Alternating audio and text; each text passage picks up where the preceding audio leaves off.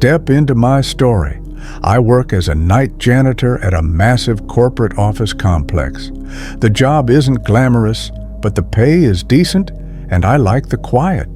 Something about the vast, empty halls at night is strangely peaceful, or at least it was, until that night.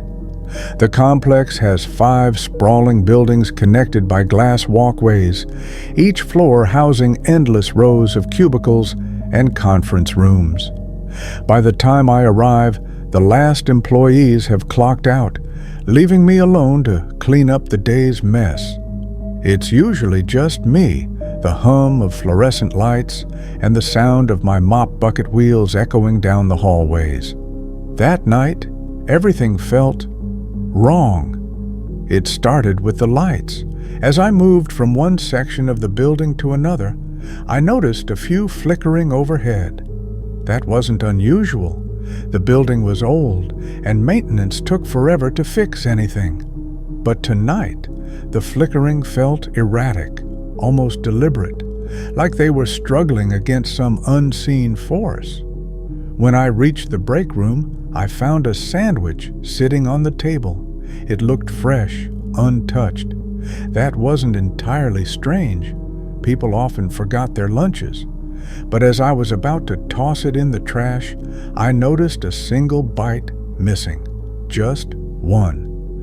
The bread looked jagged, torn, as if someone had bitten into it in a hurry. I shrugged it off and got back to work, but the unease had already started to creep in. As I cleaned the third-floor offices, I noticed something strange in the corner of my eye. A shadow that darted across the glass wall of one of the conference rooms. My heart skipped a beat. I froze, staring at the reflection, but nothing moved. Just your imagination, I told myself. But my pulse quickened as I remembered I was the only one in the building, or so I thought. When I reached the 4th floor, the elevator doors opened before I pressed the button. A rush of cold air hit me, and the faint sound of whispering floated out. It was faint, like a conversation just out of reach, but there was no one there.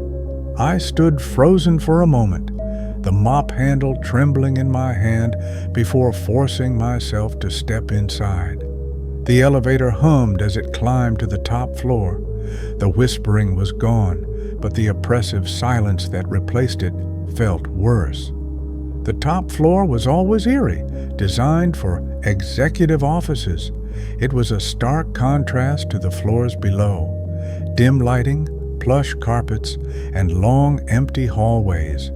I hated cleaning it. Tonight, though, it was worse. As I walked toward the CEO's office, the sound of my footsteps seemed muffled, swallowed by the stillness. And then I heard it, soft, deliberate footsteps echoing behind me. I turned around, expecting to see nothing, but the hallway wasn't empty. At the far end, near the staircase, a figure stood. It was hard to make out in the dim light, but it was tall, thin, and entirely still. "Hey!" I called out, my voice shaking. The figure didn't move. It just stood there, watching. I started backing away, gripping the mop handle like it would do anything against whatever this was. As I moved, the figure took a step forward, slow, purposeful. I turned and bolted toward the CEO's office, slamming the door behind me and locking it. My chest heaved as I pressed my ear to the door, straining to hear any sound. That's when I realized the office wasn't empty. A soft scratching sound came from the far corner, where the desk lamp cast long shadows against the wall. I turned slowly, and my breath caught in my throat. There was a man crouched under the desk, his back to me. He was scratching at the floor with his nails, muttering something I couldn't understand. His clothes were torn and stained, his movements jerky and unnatural. Who are you?" I stammered. The man stopped. Slowly, he turned his head just enough for me to see his face. His eyes were wide, bloodshot, and filled with something I can only describe as madness. "You shouldn't be here," he whispered.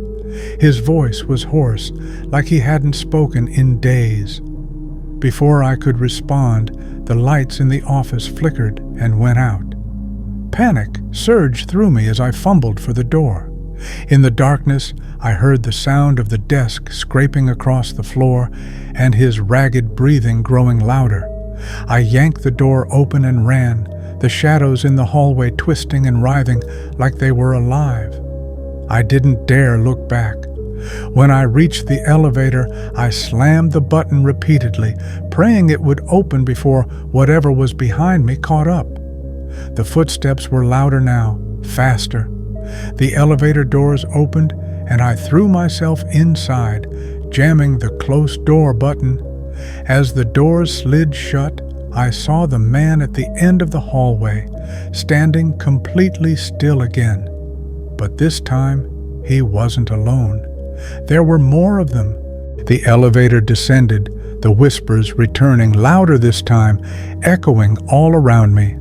I covered my ears, trying to block them out, but they grew louder still, a cacophony of voices overlapping until I thought my head would explode. When the doors finally opened, I bolted for the exit.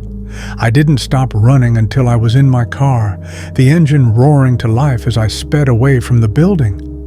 The next day, I reported the incident to my supervisor, expecting disbelief. But his face paled as I described the events. "You're not the first to report something like this," he said quietly. Apparently, the CEO's office wasn't just another executive workspace. Years ago, a fire had gutted the building. A group of employees had been trapped on the top floor, their escape routes blocked. Rumors swirled that they had called for help, their screams echoing in the halls before everything fell silent. No one ever confirmed how many people died that night.